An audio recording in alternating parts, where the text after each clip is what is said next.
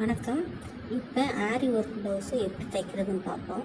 அதுக்கு ஃபஸ்ட்டு நண்டுக்காலை மாற்றிடணும். இப்போ நார்மலாக தைக்கிற நண்டுக்கால், டபுள் சைடு நண்டுக்கால், அதை எடுத்துட்டு ஒன் சைடு நண்டுக்கால் இருக்கும். அதை வாங்கி அதில் மாட்டிக்கிறணும். மாட்டினாத்தே உங்களுக்கு ஆரி ஒர்க் ப்ளவுஸ் தைக்கிறப்போ நீட்டாக அழகாக கிடைக்கும். தைகளும் நேர்த்தியாக வரும். இப்போ லைனிங் துணியில் நம்ம வெட்டி வச்சுருக்கோம். அதாவது ஷோல்டர் பகுதியத்தை வெட்டணும், கழுத்து பகுதியை வெட்டக்கூடாது. கழுத்து பகுதியை மாத்திரம் பண்ணினா போதும். ஏன்னா கழுத்து பகுதி அவங்க டிசைன் கொடுத்துருக்காங்க. அந்த டிசைனுக்கு தகுந்தவாறு நம்ம தச்சு கொண்டு அதுக்கப்புறம் நம்ம கழுத்து பகுதியை வெட்டி எடுக்கணும். இப்போ அந்த ஒன் சைடு ஃபுட்டு தைக்கிறப்போ ரொம்ப ஈஸியாக இருக்கும். அதனால தான் ஒன் சைடு ஃபுட்டாக நம்ம அதில் மாட்டுறது. ஆரி ஒர்க் ப்ளவுஸுக்கு கூட இந்த மாதிரி தான் நம்ம மாட்டி தைக்கணும். இப்போ தைச்சி முடித்தாச்சு. தைச்சி முடித்ததை நம்ம வெட்டி எடுத்துடுறோம். டிசைனுக்கு தகுந்தவாறு வெட்டி எடுத்துகிட்டு சிசர் கட் போடணும். சிசர் கட் கண்டிப்பாக போடணும். போட்ட பிறகு நல்லா தேய்ச்சி விடணும். தேய்ச்சி விட்டு லைனிங் துணி மேலே ஒரு தையல் கண்டிப்பாக போடணும். போட்டாத்தே உங்களுக்கு அந்த துணி திருப்பி கொடுக்கும். திருப்பி கொடுத்து நம்ம அதை மடித்து விட்டுறணும். அதே மாதிரி தான் கழுத்து பகுதி, பின் கழுத்து இது மாதிரி தான் தைக்கணும். கைப்பகுதியும் இந்த மாதிரி தான் தைக்கணும்.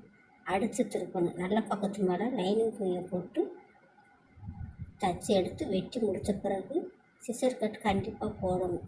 ஆனால் எக்காரணத்தை கொண்டு லைனிங் துணியில் கழுத்து பகுதியை வெட்டவே கூடாது. அவங்களே டிசைன் கொடுத்துருக்கிறதுனால நம்ம டிசைனுக்கு தகுந்த மாதிரி ஊசியை கொண்டு தச்சு எடுக்கணும்.